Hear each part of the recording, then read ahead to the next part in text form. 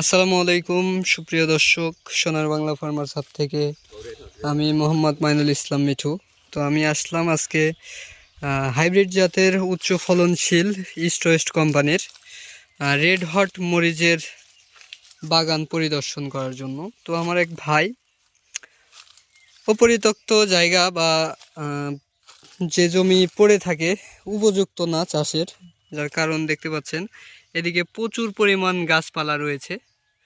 তো এখানে চাষবাস ওইভাবে করলে হবে কিনা দেখার জন্য মরিচের চারা রোপণ করেছিল, পাশে কিছু বেগুনের চারা রোপণ করেছিল। তো এখানে কিন্তু শুধু বেগুন মরিচ চাষ করেনি, পাশাপাশি দেখতে পাচ্ছেন এই যে টমেটোর চারাও লাগানো আছে। তো টমেটো দেখতে পাচ্ছেন, ভিডিওটা ওইভাবে করা যাচ্ছে না, যার কারণ হয়তোবা বোঝাতে পারতেছি না, যার কারণ এখানে প্রচুর পরিমাণ ওই বড় গাছগুলোর পাতা পড়ে।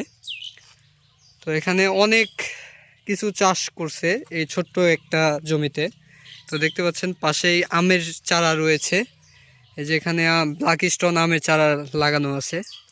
তো আমের চারা, বেগুনের চারা, পাশাপাশি মরিচের, আবার টমেটোর চারাও রয়েছে। আবার কিছু কিছু জায়গায় দেখা যাচ্ছে পেয়ারার চারা লাগানো আছে বা পেয়ারার গাছ। আসলে মূলত এই জায়গাতে পেয়ারাই বাগান ছিল বা পেয়ারার রোপণ করা ছিল, পেয়ারার একটি বাগান ছিল এটি। তো আমরা একটু জেনে নিব যে এইটা কি জাত রোপণ করেছিল আর এটার আইডিয়া কিভাবে বড় ভাইয়ের মাথায় আসলো যে এই অপরিত্যক্ত বা চাষ অযোগ্য একটা জায়গায় চাষ করলে ফলন হবে কিনা সেরকম সিস্টেমের একটু মতামত নিব। তো ভাই আসসালামু আলাইকুম।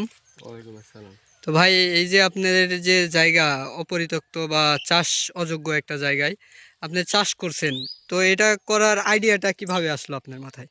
আমার এটা আসলে জায়গাটা পড়েই থাকে, তো চেষ্টা করছে যে মরিচের চারা লাগাবো হয় কিনা। তো দেখছি মাশাল্লাহ ভালো হয়েছে।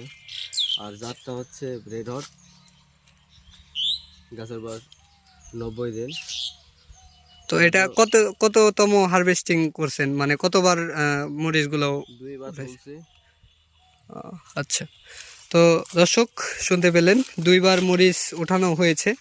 তো এটি মূলত ইস্ট ওয়েস্ট কোম্পানির মরিচের চারা। আইডিয়াটা এসেছিল মানে এমনিতেই জায়গা পড়ে আছে, কিছু মরিচের চারা লাগালে কেমন হয় এটা সেটা মানে বাড়িতে খাওয়ার জন্য। তো মোটামুটি হচ্ছে আর কি। তো আজকের ভিডিও এতটুকুই, ধন্যবাদ সবাইকে। আর আজকের এই ভিডিওটি করার মূল উদ্দেশ্য কিন্তু যেগুলো জায়গা পড়ে আছে সেগুলো পড়ে থাকা জায়গাতে আপনারা যদি অল্প কিছু চারা রোপণ করে রাখেন, তাহলে কিন্তু বাসার সবজি বা যে কোনো চারা যদি রোপণ করে রাখেন, সেটা যদি ধরা বা ফল দেওয়া শুরু করে, তাহলে অবশ্যই আপনাদের আগামীতে মানে মরিচ বা যেটাই লাগান সেই সবজি কিন্তু আপনার বাজার থেকে কেনার প্রয়োজন হচ্ছে না। তো আজকের ভিডিও এতটুকুই, যদি বুঝতে পারেন তাহলে ইনশাল্লাহ আগামীতে চেষ্টা করতে পারেন যে অপরিত্যক্ত জায়গায় আমরা কিছু রোপণ করে রাখবো। তো আজকের ভিডিও এতটুকুই, তো ধন্যবাদ।